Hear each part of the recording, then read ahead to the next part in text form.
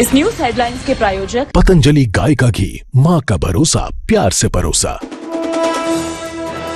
कुछ देर में हरियाणा के लाभार्थियों को मिलेगी बड़ी सौगात। मुख्यमंत्री नायब सैनी करेंगे करोड़ों रुपए की किस्तें जारी, हजारों लाभार्थियों को मिलेगी राहत। चंडीगढ़ में आज होगी कांग्रेस की एसआईआर को लेकर मीटिंग। प्रदेश कांग्रेस कार्यालय में होगी बैठक। भूपेंद्र सिंह हुड्डा और राव नरेंद्र सिंह रहेंगे मौजूद। बिजली विभाग के अधिकारियों की आज चंडीगढ़ में बड़ी बैठक। ऊर्जा मंत्री अनिल विज लेंगे अधिकारियों की मीटिंग। प्रदेश भर के अधिकारी होंगे शामिल।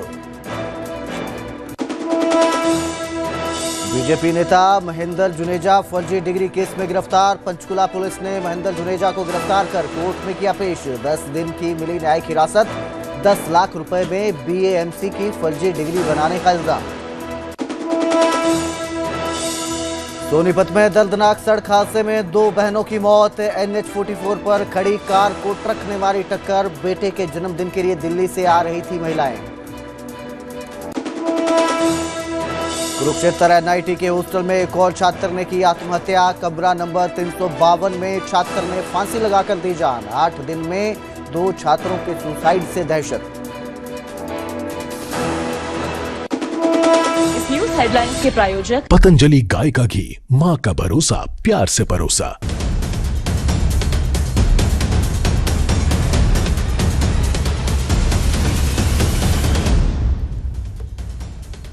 नमस्कार, स्वागत है न्यूज 18 पंजाब हरियाणा में। मैं आपके साथ कुलदीप भारद्वाज।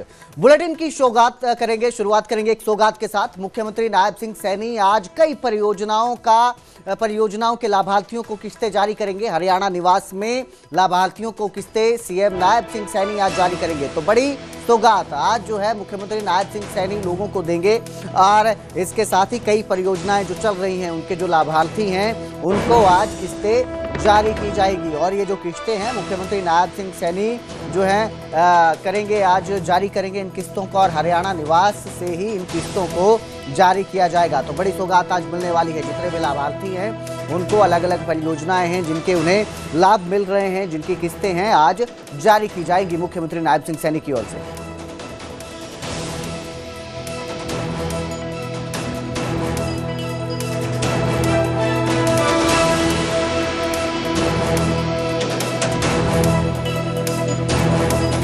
तो आज हरियाणा निवास से मुख्यमंत्री नायब सिंह सैनी जो हैं वो किस्तें जारी करेंगे। अलग अलग जो लाभार्थी हैं कई परियोजनाओं से जिनको लाभ मिल रहा है उनको ये किस्तें जारी की जाएंगी। हरियाणा निवास से मुख्यमंत्री नायब सिंह सैनी इन किस्तों को जारी करेंगे और इन किस्तों के जारी करने के साथ ही जो लाभार्थी हैं उनको जो है ये किस्तें जो जारी होंगी उससे उन्हें आर्थिक सहायता भी मिलेगी। तो इसको लेकर जो है हरियाणा निवास में थोड़ी ही देर में मुख्यमंत्री नायब सिंह सैनी जो हैं वो किस्तें जारी करेंगे। लाइव तस्वीरें आपकी स्क्रीन पर हैं, आप देख सकते हैं कि यहीं से किस्तें जारी की जाएंगी और मुख्यमंत्री नायब सिंह सैनी बस थोड़ी ही देर में यहाँ पहुँचते होंगे, जिसके बाद लाभार्थियों को अलग अलग जो परियोजनाएँ हैं उनकी किस्तें जारी करेंगे। तो करोड़ों की किस्त जो है आज जारी होगी और कुछ ही देर में लाभार्थियों को इसका लाभ मिलेगा। करोड़ों की सौगात एक तरह से मुख्यमंत्री नायब सिंह सैनी की तरफ से ये दी जाएगी। तो अलग अलग जो किस्तें रहती हैं उसका लाभार्थी भी इंतज़ार करते रहते हैं कि किस्त आने के बाद जो है वो अपना काम करेंगे। कई काम उनके जो अटके होते हैं या जो आर्थिक तंगी अगर चल रही होती है तो जो सरकार की तरफ से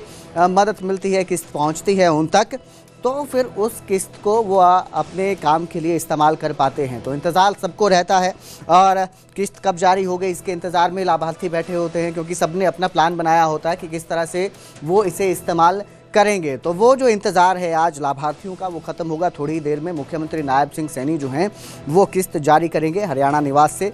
लाइव तस्वीरें आपकी स्क्रीन पर आप देख सकते हैं, यहीं से मुख्यमंत्री नायब सिंह सैनी थोड़ी देर में किस्तें जारी करेंगे।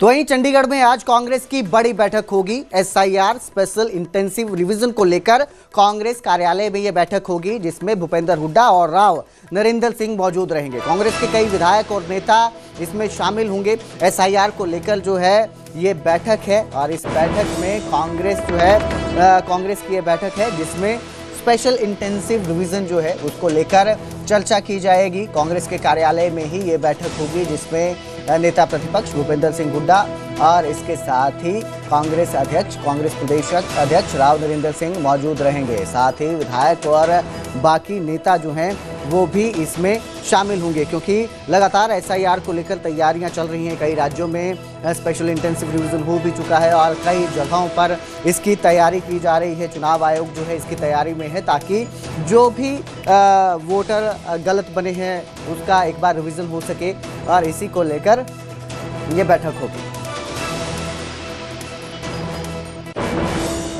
हरियाणा में खरीद को लेकर सियासी हंगामा भी जारी है। नेता विपक्ष भूपेंद्र सिंह हुड्डा आज भी मंडियों का दौरा करेंगे। कुरुक्षेत्र पिपली अनाज मंडी में भूपेंद्र हुड्डा जाएंगे। किसानों और आढ़तियों के साथ बातचीत की जाएगी और लगातार विपक्ष जो है गेहूं की खरीद को लेकर, फसल की खरीद को लेकर सरकार पर निशाना साध रहा है। नए नियमों को जो है किसानों की परेशानी बता रहा है कि इससे किसानों की परेशानी बढ़ चुकी है। वहीं जो व्यवस्थाएं हैं उनको लेकर भी विपक्ष सरकार को घेरता नजर आ रहा है। दूसरी तरफ सरकार दावा कर रही है कि पूरी तरह की व्यवस्था की गई है, मंडियों में किसानों को किसी तरह की परेशानी नहीं होगी। कांग्रेस के नेता अलग अलग मंडियों में पहुंच रहे हैं और दौरा कर रहे हैं, जायजा ले रहे हैं स्थिति का। कल भी भूपेंद्र सिंह हुड्डा जो है कुरुक्षेत्र पहुंचे थे मंडी का दौरा करने के लिए, और आज फिर पूर्व मुख्यमंत्री भूपेंद्र सिंह हुड्डा जो है वो मंडियों का दौरा करेंगे, व्यवस्थाओं का जायजा लेंगे। इसके साथ ही जो परेशानियां किसानों और आढ़तियों को आ रही है उसको लेकर भी वो उनसे बातचीत करेंगे।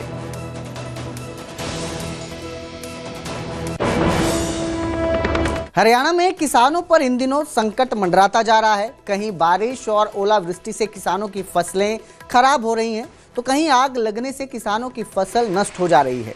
करनाल में किसान की 5 एकड़ गेहूं की फसल जलकर पूरी तरह से राख हो गई। आग कैसे लगी इसका अभी तक पता नहीं चल पाया है, लेकिन आग से हुए नुकसान के बाद किसान मदद की गुहार लगाते नजर आ रहा है। तस्वीरें आपकी स्क्रीन पे आप देख सकते हैं किस तरह गेहूं जो है वो खेत में ही जलकर राख हो गया और आसमान में सिर्फ धुआं रह गया और खेतों में राख रह गई। और इसके बाद किसान की मुश्किलें बढ़ चुकी हैं और अब प्रशासन से मदद की गुहार लगा रहा है। 5 एकड़ गेहूं जो है ये जलकर राख हुई है, लाखों का नुकसान है।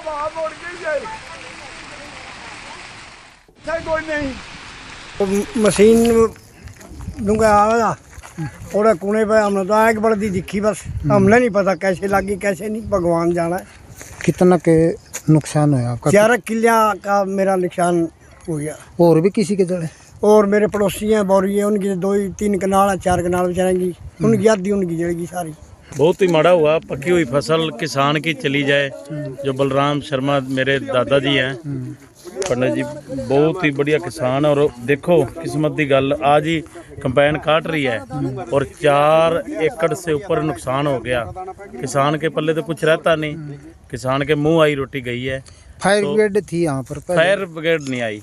नहीं, यहाँ हमारी मंजूर भी हो रही है मुनक में फायर स्टेशन, उस पर भी कोई कार्रवाई नहीं और वो आई भी नहीं। और उसकी किसान, हम तो बेनती करते हैं प्रशासन से कि मुनक ब्लॉक में फायर का व्यवस्था की जाए।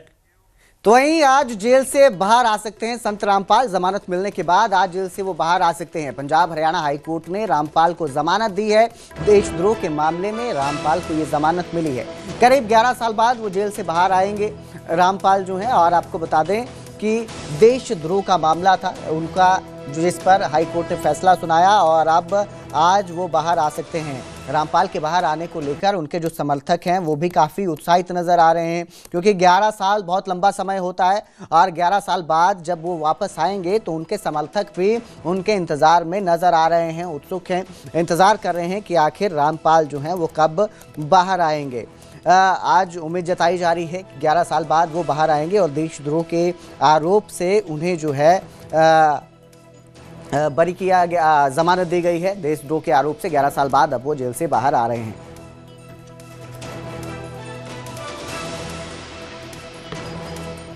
तो हाईकोर्ट ने रामपाल को पेश होने के लिए कहा। रामपाल हाईकोर्ट में 2 बार पेश नहीं हुए हैं। बड़ी खबर है, आपको बता दें, क्योंकि 11 साल बाद जो है वो बाहर आ रहे हैं। उनके जब उन्हें पुलिस गिरफ्तार करने पहुंची थी तो उस दौरान हिंसा भड़क उठी थी और इस हिंसा के दौरान करीब 5 लोगों की जान चली गई थी और इसके बाद जो है उन्हें गिरफ्तार कर लिया था और इस पूरे मामले को देशद्रोह बताया गया था। मेरे सहयोगी संदीप सैनी हमारे साथ ज़्यादा जानकारी के साथ जुड़े हैं। जी संदीप, आज जो है रामपाल बाहर आ सकते हैं, 11 साल बाद बाहर आ रहे हैं, किस तरह की व्यवस्था देखने को मिल रही है? उनकी हाई कोर्ट से जमानत हो गई थी, तो देशद्रोह का उनके ऊपर मामला चल रहा था। 2 दिन पहले उनकी जमानत थी वो मंजूर हो गई थी जमानत के लिए और उसके बाद से उनको बॉन्ड भरना था। कोर्ट की प्रक्रिया थी, वो प्रक्रिया लगभग पूरी हो चुकी है और वो जेल प्रशासन जो हिसार जो सेंट्रल जेल 2 बनी हुई है वहां पर जो प्रक्रिया है वो पूरी हो चुकी है। कहा जा रहा है कि आज उनकी दूसरे मामले में वीडियो कॉन्फ्रेंसिंग के जरिए कोर्ट में पेशी थी, वो होने के बाद वो जेल से बाहर आ सकते हैं और करीब 11 साल और 4 महीने उनको जेल में बंद हुए हो गए और उसके बाद वो आज 11 साल 4 महीने के बाद आज जेल से बाहर आएंगे। जो ये मामला है ये 2014 का है और 15 नवंबर के आसपास इनको गिरफ्तार किया गया था और हाई कोर्ट की अवमानना के मामले में इनको ये जब पेश नहीं हुए तो उसके बाद पुलिस को ऑर्डर दिया गया था कि कोर्ट की तरफ से कि उन्हें गिरफ्तार किया जाए। तो जब वो पुलिस वहां पहुंची तो इनके समर्थक काफी संख्या में वहां मौजूद थे। उसके बाद वो हिंसा हुई, पुलिस के द्वारा आंसू गैस के गोले भी छोड़े गए और इनके जो समर्थक थे उधर से भी लाठियां बरसाई गई थी, पत्थर बरसाए गए थे, तो काफी लोग घायल भी हुए थे और इसमें मौत करीब 5 लोगों की इसमें मौत हो गई थी। तो उसके बाद इनके ऊपर हत्या का मामला काफी दिन चला। 400 के आसपास लोगों को और गिरफ्तार किया गया था और काफी 900 लोगों के इन पे जो अनुयायी थे इनके साथ उन पे मामले दर्ज किए गए थे। उसके बाद धीरे धीरे काफी लोग इसके बाद जमानत मिलती रही, लेकिन रामपाल को आज 11 साल 4 महीने के बाद जमानत मिली है और आज वो जेल से बाहर आ सकते हैं। संदीप, जो इनके समर्थक हैं उनमें किस तरह का उत्साह देखने को मिल रहा है? 11 साल बाद वो वापस आ रहे हैं तो किस तरह की व्यवस्था की जा रही है? जी, जो इनके समर्थक है काफी उत्साह है, लेकिन जो कोर्ट ने आदेश दिए हैं उसमें साफ कहा गया है कि आप कहीं भी भीड़ इकट्ठा नहीं कर सकते। और जो देखा जा सकता है कि हिसार में जो इनके समर्थक है इक्का दुक्का जेल के आसपास जरूर होंगे, लेकिन कोई काफी संख्या में यहाँ इकट्ठा नहीं हुआ है। बताया जा रहा है कि सोनीपत जिले में जो धनाना इनका आश्रम है वहां पर ये इसके बाद यहाँ से जाएंगे और वहां समर्थकों से जो इनके अनुयायी है उनसे कुछ जो ज्यादा भीड़ इकट्ठा नहीं करनी, कुछ थोड़ा थोड़ा करके उनके समर्थकों से वो मिलेंगे। जी, यानी कि जो है भीड़ नहीं जुटा सकते हैं, समर्थक वहां पे पहुंच रहे हैं, लेकिन धीरे धीरे करके वो मिल सकते हैं। बहुत बहुत शुक्रिया इस तमाम जानकारी के लिए संदीप। तो करीब 11 साल बाद, 11 साल 4 महीने के बाद वो बाहर आ रहे हैं। समर्थक उत्साहित तो हैं, लेकिन जिस तरह से कोर्ट ने शर्तें रखी हुई हैं उसके हिसाब से समर्थक इकट्ठा नहीं हो सकते हैं, भीड़ नहीं जुटा पाएंगे और उम्मीद जताई जा रही है कि आज जेल से बाहर आ जाएंगे रामपाल। तो वहीं बीजेपी नेता महेंद्र जुनेजा फर्जी डिग्री केस में गिरफ्तार हुए हैं। पंचकुला पुलिस ने महेंद्र जुनेजा को गिरफ्तार किया है। कोर्ट ने महेंद्र जुनेजा को 10 दिन की न्यायिक हिरासत में भेजा है। 10 लाख रुपए में BAMS की फर्जी डिग्री बनवाई गई थी, ऐसे इल्जाम थे, जिसके बाद ये एक्शन लिया गया है और फर्जी डिग्री के मामले में बीजेपी नेता महेंद्र जुनेजा को गिरफ्तार किया गया है और 10 दिन की न्यायिक हिरासत में भेजा गया है। जानकारी ये है कि उन्होंने जो है वो 10 लाख रुपए में BAMS की फर्जी डिग्री बनाई थी।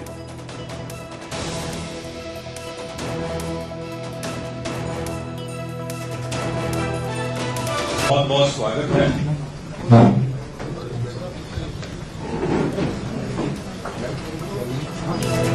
मैं अरुण जी से दरख्वास्त करूंगा, माननीय मुख्यमंत्री जी को पुष्प देके उनका स्वागत करेंगे। अरुण जी।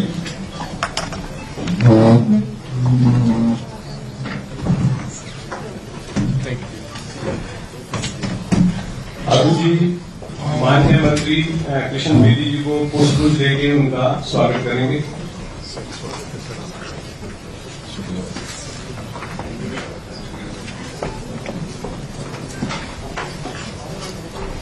अरुण जी माननीय मुख्यमंत्री से बटन दबाकर दीनदयाल लाडो लक्ष्मी योजना के तहत वित्तीय सहायता के वितरण का आग्रह करेंगे। सर, मैं वित्त विभाग की तरफ से आपसे अनुरोध करूंगा कि आज पिछले 2 महीनों के समय के अंदर जो 7,875 बेनिफिशियरीज हमारे दयालु स्कीम के हैं, उनकी कुल राशि 298 करोड़ के बनती है, उसका आपने काउंटर से बटन दबा के राशि उनको जारी करने का कोशिश। पहले लाडो लक्ष्मी का जी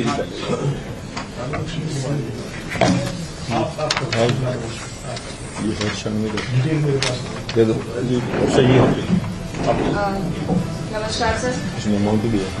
जैसा कि सभी जानते हैं, निरंतर मुख्यमंत्री महोदय दीनदयाल लाडो लक्ष्मी योजना के तहत सभी महिला बेनिफिशरीज को निरंतर राशि विस्तृत करते रहे हैं। मैं इसके डिटेल्स अभी ना बता के माननीय मुख्यमंत्री जी से ही रिक्वेस्ट करूंगी कि वो अपने भाषण में पूरा डिटेल आपको दें। अभी मेरा आग्रह है मुख्यमंत्री जी से, सर कृपया बटन दबाकर ये राशि सभी महिला बेनिफिशरीज को वितरित करें।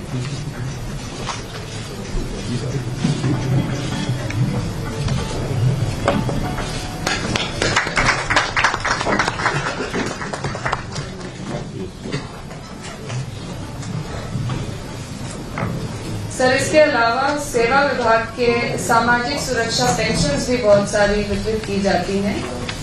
जो सरकार ने प्रण लिया है कि हर महीने डीबीटी प्रोग्राम के माध्यम से ही अब ये बटन दबाकर बेनिफिट्स दिए जाएंगे। पुनः मुख्यमंत्री महोदय से आग्रह है कि वो बटन दबाकर सामाजिक सुरक्षा पेंशन के बेनिफिट्स वितरित करें।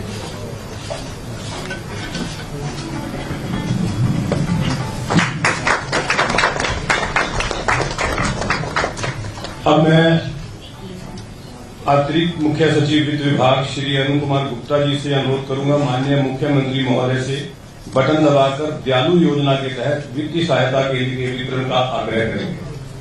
सर, दयालु योजना आपकी सरकार ने 1 अप्रैल 2023 से शुरू की थी। सर, अभी तक उस स्कीम के तहत 56,223 लोगों को कुल 2118 करोड़ रुपए की राशि वितरित की जा चुकी है।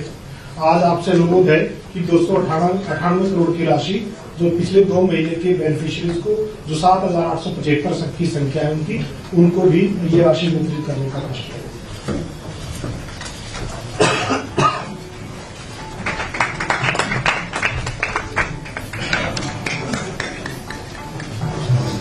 अब मैं श्री राजनारायण कौशिक जी, डायरेक्टर कृषि एवं किसान कल्याण विभाग, माननीय मुख्यमंत्री महोदय से बटन दबाकर ट्रैक्टर उपलब्धता योजना के तहत वित्तीय सहायता के वितरण का आग्रह करेंगे। नमस्कार सर। सर, ये राज्य सरकार द्वारा ये योजना चलाई जाती है जिसमें अनुसूचित जाति के किसानों को ट्रैक्टर खरीदने के लिए 3 लाख रुपए की राशि जो है मुहैया करवाई जाती है। इसके तहत सर 645 किसानों ने जो ट्रैक्टर खरीदे हैं उसके लिए 19 करोड़ 35 लाख रुपए की राशि जारी करने का सर आपसे आग्रह करें।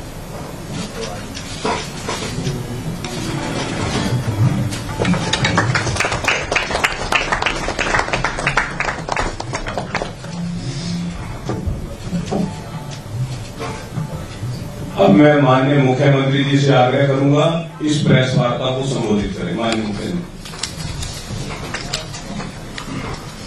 Thank you. सभी पत्रकार एवं छायाकार मित्रों का हमारे साथ आज इस कार्यक्रम में हमारे कैबिनेट मंत्री कृष्ण बेदी जी और हमारे फाइनेंस विभाग के एसीएस अरुण गुप्ता जी, सभी विभाग के हमारे अधिकारीगण और हमारे मीडिया के परवीन अत्रे जी, राजीव जेटली जी, उपस्थित पत्रकार एवं छायाकार मित्रों, आप सब जानते हैं कि हर महीने की 10 तारीख को जो विभिन्न योजनाओं के तहत लाभार्थियों को लाभ पहुंचाया जाता है, उसके निमित्त आज हमने लाडो लक्ष्मी योजना की 6ठी किस्त को जारी की है। लाडो लक्ष्मी योजना की छठी किस्त के तहत हमारी लगभग 10 लाख बहनें जो लाभार्थी हैं, उनके खाते में 203 करोड़ 28 लाख रुपए की राशि आज ये छठी किस्त में जारी करते हुए उनके खाते में पहुंचाई है। कुल मिलाकर के 6 किस्तों में 1038 करोड़ 5 लाख रुपए की राशि बहनों तक पहुंची है।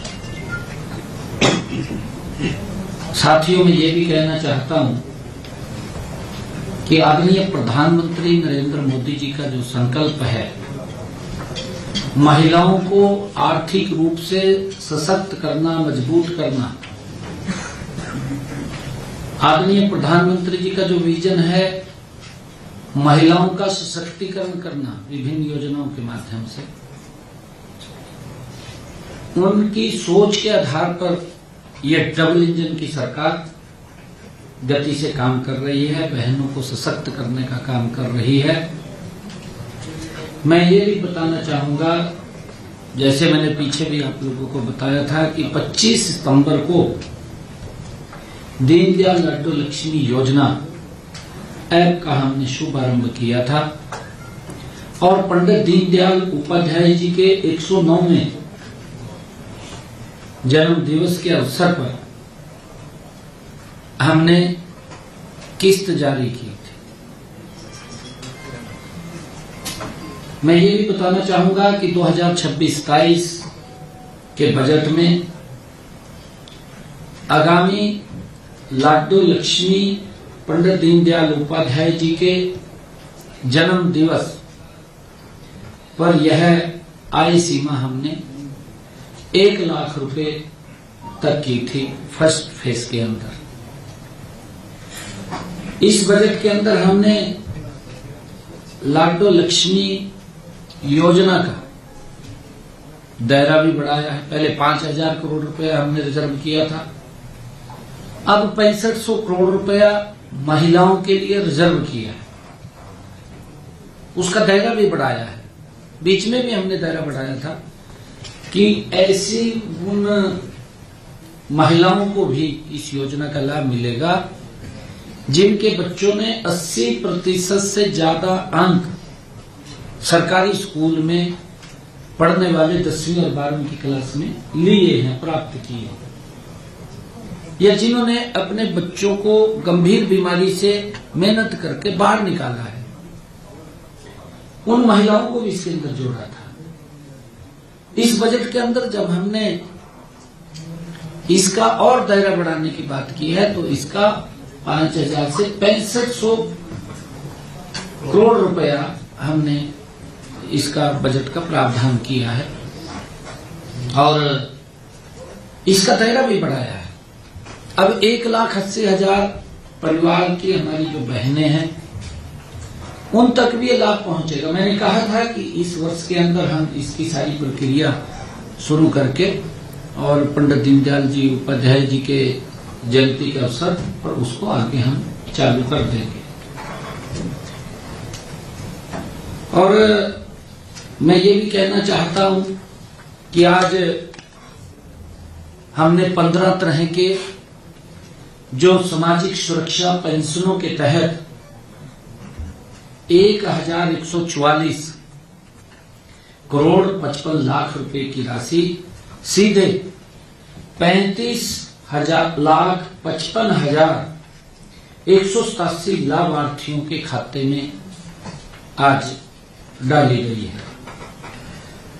इसमें वृद्धावस्था सम्मान भत्ता, दिव्यांगजन भत्ता और सामाजिक सुरक्षा पेंशन वो शामिल हैं।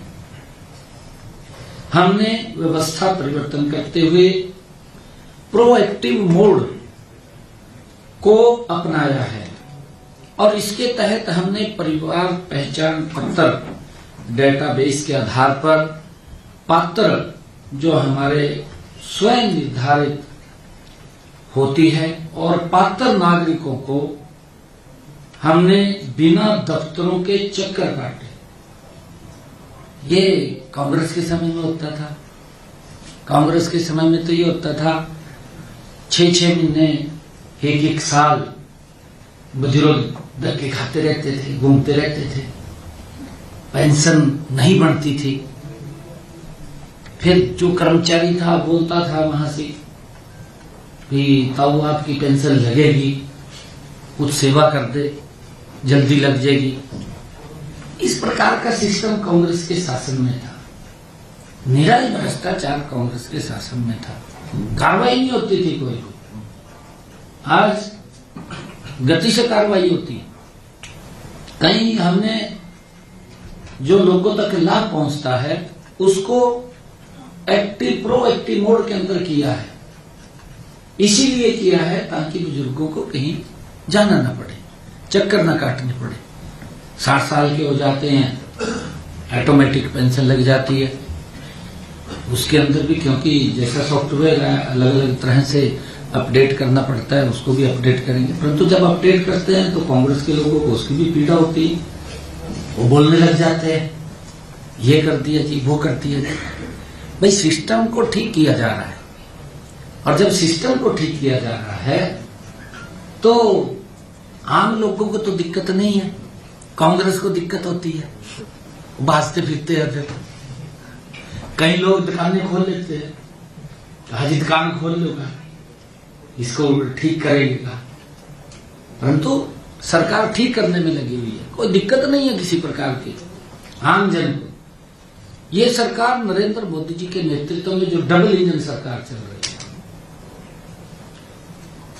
आम व्यक्ति को, गरीब व्यक्ति को लाभ पहुंचाने का काम आजादी के बाद अगर किसी सरकार ने किया है तो वो नरेंद्र मोदी जी के नेतृत्व वाली सरकार।